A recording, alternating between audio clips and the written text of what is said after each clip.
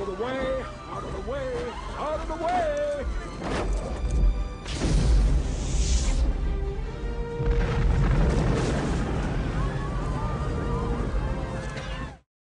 Hey, buddy, watch this.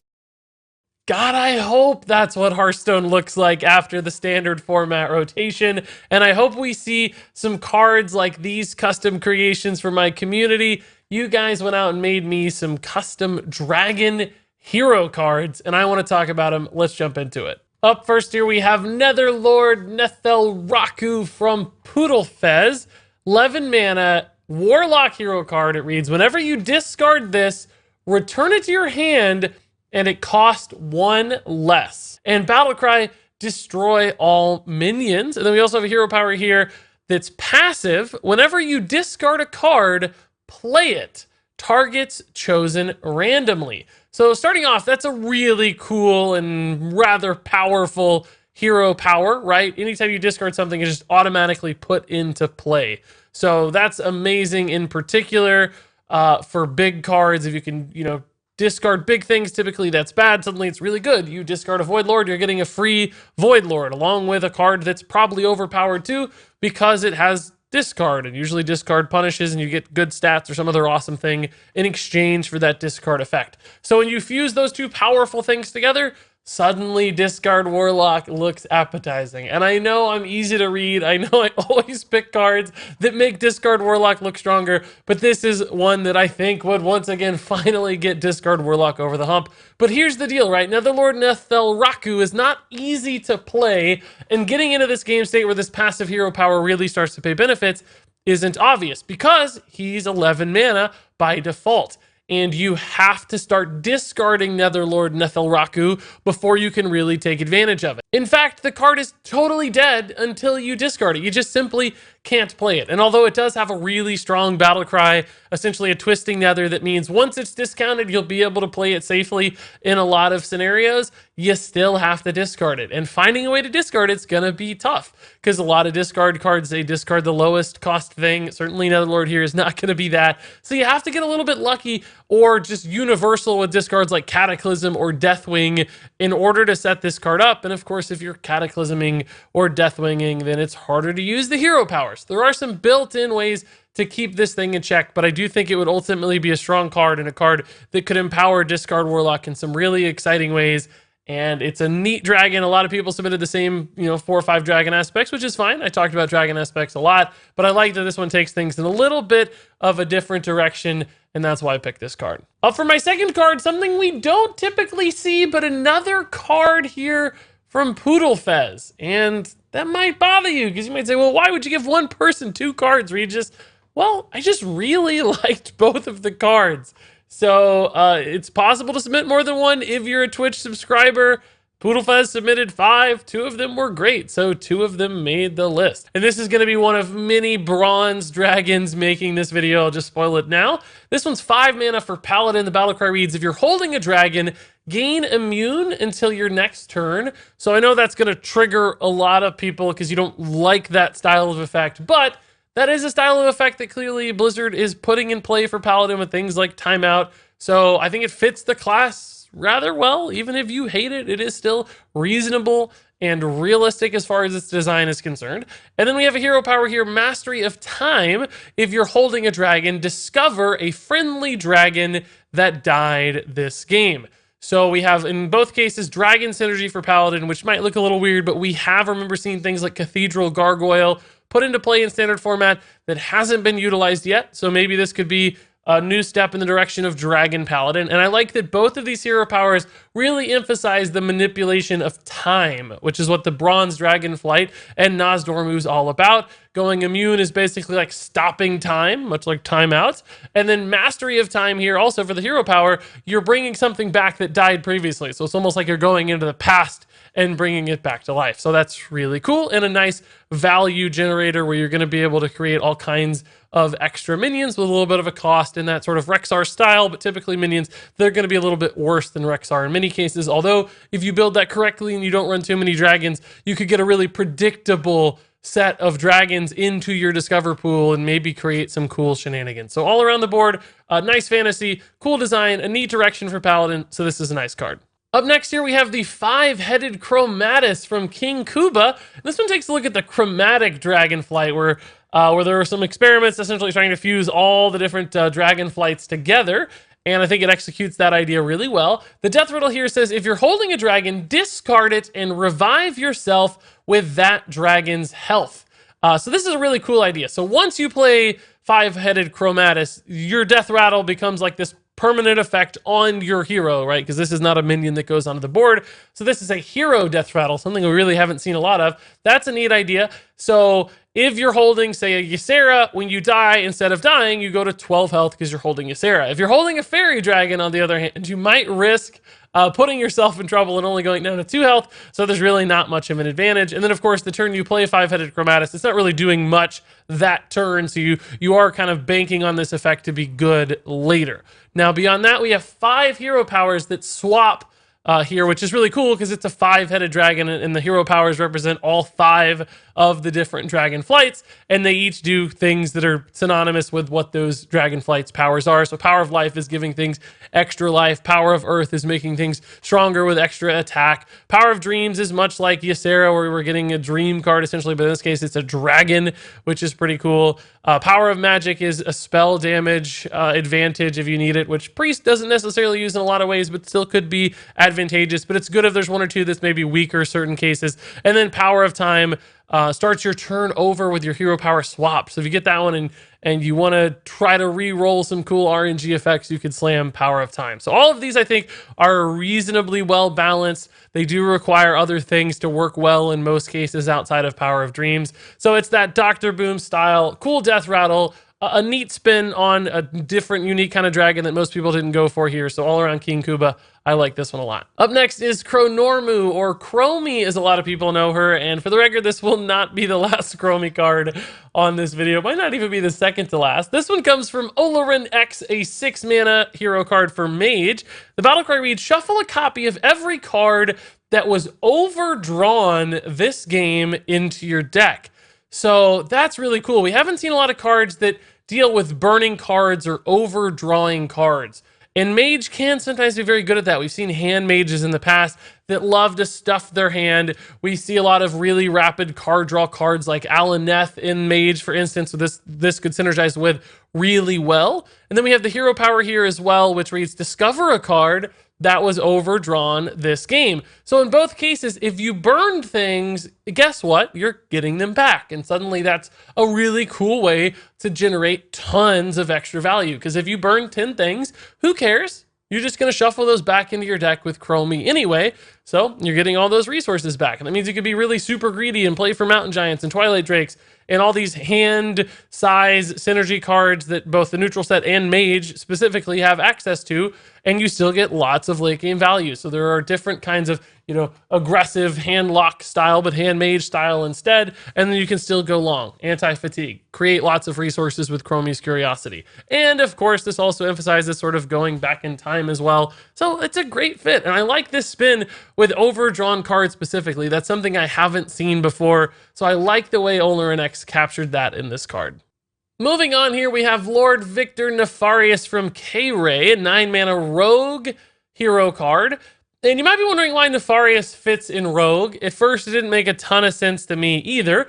But if you remember the card Nefarian we had back in the day, and Nefarius is the human form of Nefarian, you'll remember that card gave you spells from your opponent's class. And you can see here with the hero power for this one, you can also discover a spell from your opponent's class. And as we know, Rogue loves taking things from their opponent's class. We have this Thief Rogue archetype that, hasn't seen a lot of play, but certainly has a lot of support with cards like Tess Greymane. And this version of Lord Victor Nefarius would fit right into that archetype, and I think make it really interesting with a little bit of a dragon spin on it as well.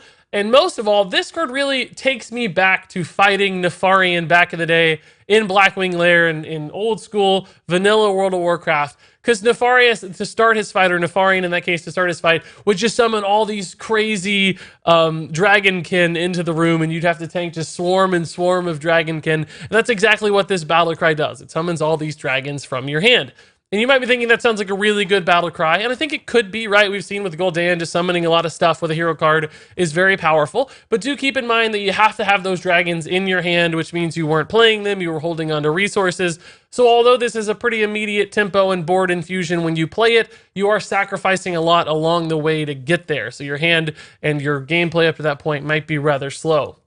And it's still risky to big single target removal spells like Brawls and Twisting Nether. So don't get caught on this battle cry being absolutely amazing. I think it's good, but it still has counterplay and it still has some problems. I think this card really comes more down to the hero power synergizing with what Thief Rogue likes to do. So although this one took me a little bit to sort of fit together in my mind from a theme or fantasy standpoint, I think it actually works really well for what Nefarian was in World of Warcraft, for what Nefarian has been in Hearthstone, and what Lord Victor Nefarius could be in Hearthstone in the future. So up next here, we have another Chronormu card, or Chromie. This time it's a 5-mana hero card for Mage. I think the last one was 6 mana maybe. The battle cry here reads, your opponent's next turn lasts 15 seconds. So we're stealing a bit of that Nozdormu time manipulation in this case, but you can do it in a way that's very calculated, which is sometimes harder to do with Nozdormu because you don't really like running Nozdormu in your deck. Nozdormu is usually just like an accidental thing you run into. But if you play Chronormu, remember, you can use this, say, like the turn, an Exodia mage is about to Exodia. You could play Chronormu, and they may not have the time necessarily to pull things off, although with the way Exodia mage works specifically, they might still because they get in the turn. But regardless, there are some interesting counterplay opportunities here. And we've got the hero power, I think, which is really, really cool. This is Shifting Sands.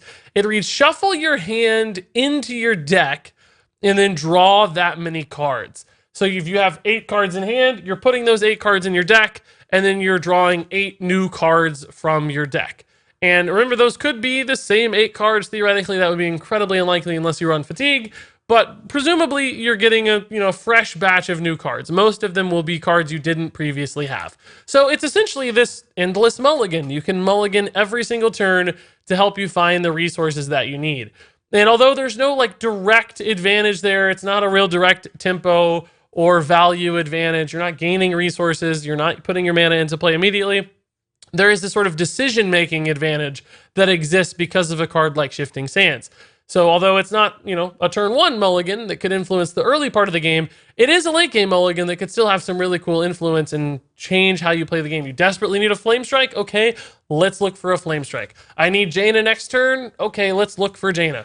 You can help yourself find really key things. Maybe they're combo components. Maybe it's setup pieces. Maybe it's removal. Maybe it's threats. Whatever it is, Shifting Sands can help you find that. So although this hero power doesn't seem good in a direct way in a lot of the ways we think about Hearthstone, I still think it would be really valuable and really cool to see. So this card feels like a kind of a tech card in a way that not every deck would want to run, but occasionally there might be some control or combo deck out there that has a perfect fit for Chronormu. And to me, that feels like a Hearthstone card. It's just not obviously powerful. It's not an obviously perfect fit for everything, but it's got this creative niche. That's how Blizzard tends to design, and I think this card fits that design philosophy really well. Up next here, we have Alexstrasza, the Lifebinder, a 6-mana hero card for Priest from Neltharaku. And this one reads, Battlecry, heal friendly minions to full life. So we have this really big instant board heal. So first off, Alexstrasza, the Lifebinder, here's Battlecry. Really only good if you're ahead and maybe even perhaps taking value trades. There are some synergies with things like Northshire Cleric, but this card is going to be bad in a lot of the cases where you play it. It's going to feel weird to play Alexstrasza on an empty board. It's not particularly defensive, anything like that. So situational Battlecry, which can be good because I think this hero power offers a lot of long-term value. It is Verdant Flourish, and it reads, when a minion is healed, add a random healing spell to your hand. So we have here sort of a Hagatha passive hero power where when you do a thing, you're rewarded with a card in hand. But in this case, the thing you have to do is heal a minion. And I do think that's actually conditionally harder than something like Hagatha, where it's just playing a minion, that's something you're drawing, you're playing. Verdant Flourish, you need a minion on board in order to activate the heal. But if you do, you can create this infinite chain of healing spells. And depending on what healing spells are in the pool, what kind of support you're playing, whether that's Injured Blade Masters, other minions that heal themselves, Wild Pyros to activate your minions, there are all kinds of sneaky little chains you can do. Things like Lyra, things like the legendary weapon for priest. If you're creating infinite spells, it's kind of this Lyra effect, just on cycle, on repeat, every single turn. It's a little hard to kick off, but once you kick it off, you know, the sky is sort of the limit in what's possible. You just keep getting Circle of Healing after Circle of Healing with a Wild Pyromancer on board, and you might be able to do some absolutely crazy things with Dragon Soul, or Lyra, or Violet Teacher, or whatever other supporting piece is there. Now, I'll admit, I don't think this is obviously good. Again, it's kind of like that last card. I think it's only very situationally good, but when it works and when it finds a deck that supports it, I think it could be a really cool niche sort of card that does something that is otherwise not possible. And I like that. It's not an obviously fantastic hero card like almost all of the Death Knights. It requires some creation and creativity, and it requires some focus and some support. That's where hero cards need to live, in that space. So in that way, I think this version of Alexstrasza is really, really cool. Thank you, Neltharaku, for a subtle hero card. Up next is Galakrond, and I saw a lot of versions of Galakrond that were very similar to this one. So if you're thinking out there like, hey, I made a Galakrond and it looks a lot like Delofferurg's Galakrond, you might be right. But for one reason or another, maybe the artwork, the name, just the stats, little variations. This is the version of Galakrond I went with. All of them were pretty good, to be honest. So it was a little bit just subjective, you know, my choice. Don't take it personally. Don't take offense. But Dlaf's version of Galakrond here, 8-mana Warlock hero card. The battle cry reads, destroy all friendly minions and summon 4/4 not livings to replace them. And you might be thinking, if you don't know this character, not living sounds like a stupid name. Well, it kind of does, but it's the name that's used in Warcraft lore for the same sorts of entities that Galakrond brought back to life. So that is just a proper capturing of Warcraft. Don't blame the creator for this one. And what that means is this is the perfect sort of battle cry for like egg decks, right? Because you destroy the egg and then you summon a 4/4 not living in its place. And then maybe you get a 5/5 Devilsaur as well. So it's really cool if you're able to build these egg-style minions, or even just token-style boards with 1/1s, right? You'd essentially turn all your 1/1s into 4/4s, allowing you to build this really big board. And then you have this hero power, Cannibalize, which does the exact same thing, but it puts it on command for 2 mana. So every time you play an egg, you turn that into a 4/4. If you have a deck full of small things, you can just constantly upgrade them into 4/4s. And I think in a lot of ways, that's exactly what Warlock likes to do. And there are fun ways to play Egg Warlock right now, but this could make it even better. In that sort of high reek, hand buff, egg, Grim Rally style of deck, this is exactly the supporting hero card that would be necessary to empower that and take it to another level, give it some extra late game depth. In a way, it's almost like Quest Rogue, but like on a delay, so it's not as powerful or oppressive, but does offer the same sorts of late game bodies that Quest Rogue might provide as well. So I think it's a cool variation of something we've seen in Hearthstone, fitting for the class, certainly fitting for the character, so all around a card that brings it together nicely. Moving on here, we have Brightwing from Chubarian. And before you go into the comments and cause a storm, yes, I know technically Brightwing is not a dragon, it's a fairy dragon, which is really not a dragon. It's like a dream creature. It doesn't really look like a dragon, but the card Fairy Dragon in Hearthstone is classified as a dragon. So for the sake of Hearthstone technicalities and the fact that I like this card so much in every other regard, I went ahead and included it in this list. Complain if you want, but Hearthstone says fairy dragons are dragons, so Brightwing, I guess, is a dragon. And in this case, it's a 6-mana dragon. The battle cry reads, add 3 random dream cards to your hand. So dream cards, of course, are the Ysera cards, things like Dream or Ysera Awakens. Those are the dream cards. And you get 3 of them, which is really nice. An instant infusion of some pretty powerful stuff. They're all above average. Like, yes, you might not want dreams, but if you get a couple of Ysera Awakens, you get yourself a nice 7/6 dragon for 4 mana. You're going to feel happy that Brightwing gave you some valuable things to utilize, just a little slow. So much more of a resource or value play as opposed to a tempo play. Now, also the hero power here is kind of slow and passive. Elusive Scales, which fits very nicely into Fairy Dragon territory, reads, friendly dragons can't be targeted by spells or hero powers.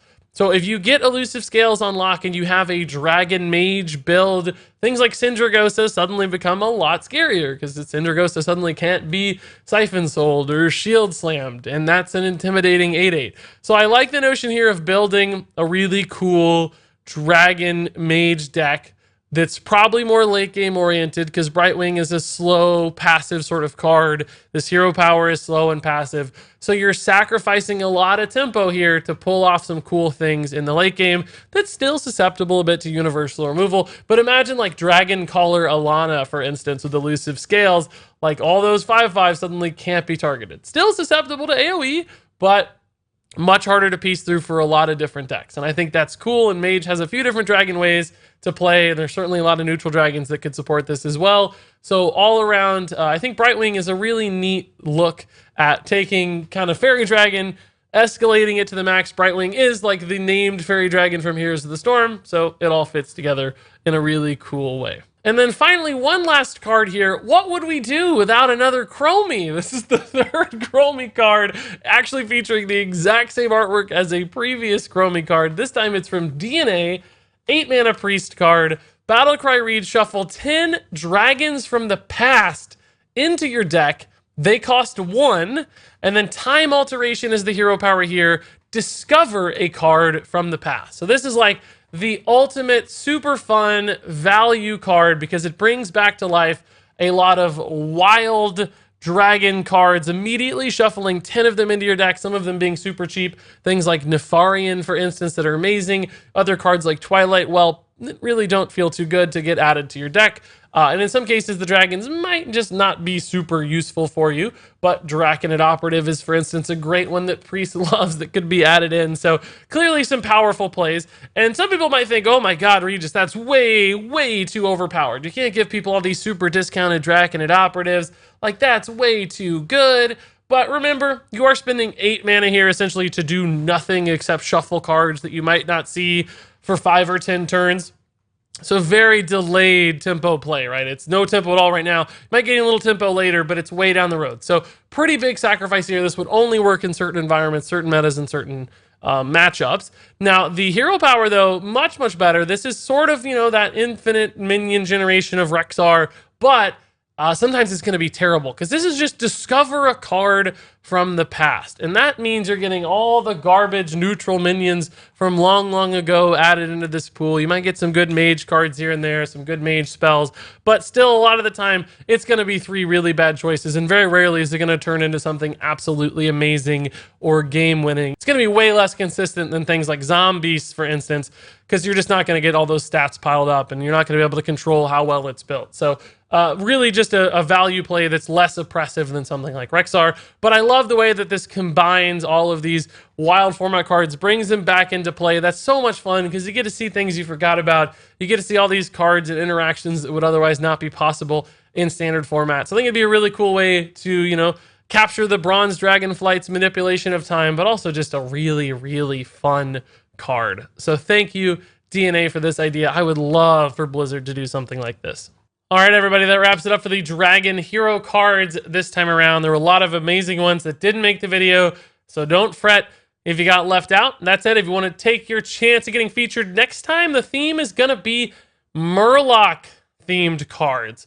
Doesn't have to be a Murloc necessarily. It could be a Murloc synergy card, a spell based around Murlocs. Could be a Murloc minion. Could be a Murloc hero card. I just want to see a Murloc-themed card of any sort. Check the description for all the details and the submission form as always, but think about some Murloc cards. Try to get those in the next 5 or 6 days so I can pump out the next custom card video. All that said, I want to hear your thoughts in the comments below on these cards, but until then, thank you so very much for watching, and until next time, game on.